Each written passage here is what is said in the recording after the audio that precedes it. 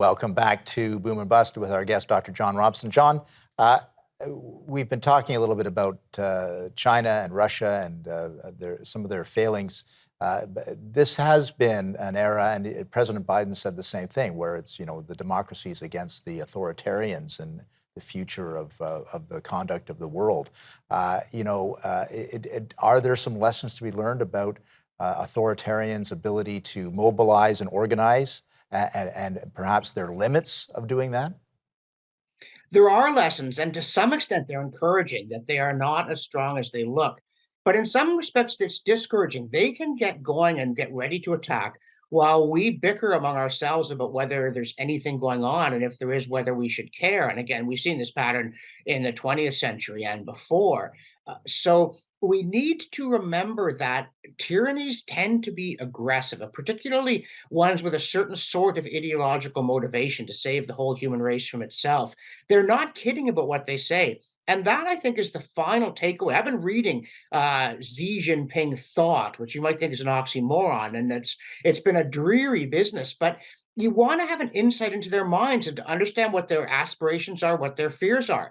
We should always, with Vladimir Putin, when he gave his grandiose speech, and everyone was like, "Whoa, what was that?" Well, that was Vladimir Putin unmasked, wasn't it? Mm-hmm. And as we regretted not reading Mein Kampf while there was time, I think we should always assume that the people who claim they want to do us in and take over the world for the following reasons are absolutely serious, both about why they want to do it and how they want to do it. They may tell tactical lies, but the fundamental picture is one that it would be foolish to disregard.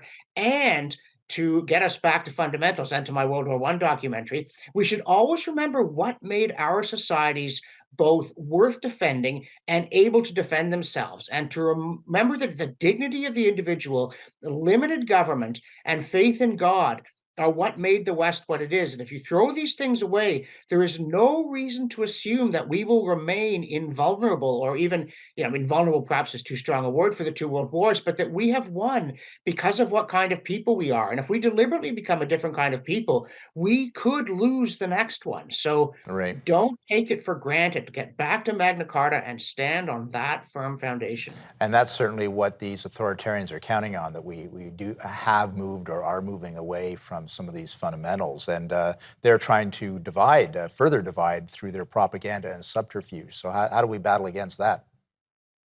Do not tell lies. I think it's so important. Solzhenitsyn, I think, once said, if everybody told the truth for a day, communism would collapse. Or a line I just quoted from James Fitzjames Stephen, that we should go about without sophistries in our mouths or masks on our faces.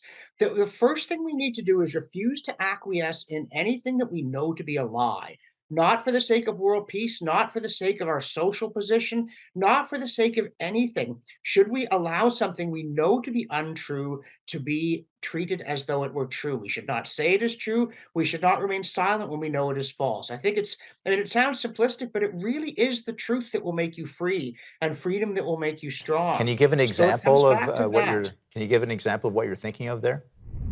We should not pretend that we can throw away the foundations of ethics and morality and keep morality. And I'm going to say it. I'm going to say it out loud. We should not pretend that the family isn't important. Watch it fall apart and congratulate ourselves on its destruction.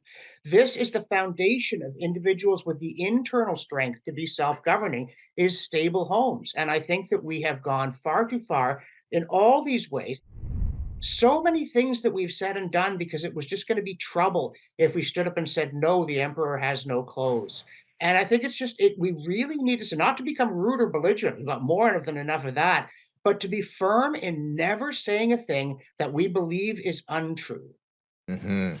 Well, there's always a debate about that, but I think it's going to be.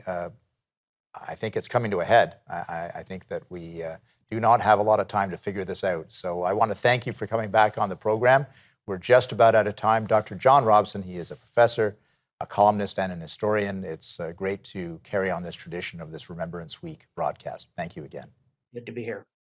Would also like to thank again Dr. John Robson, a great friend of the program. This is the second annual Remembrance Week conversation that we have that goes beyond economics. It goes into politics and really the state of the West and the state of civilization. We've had quite a year on that front, and his insights are always welcome. Thanks for watching today.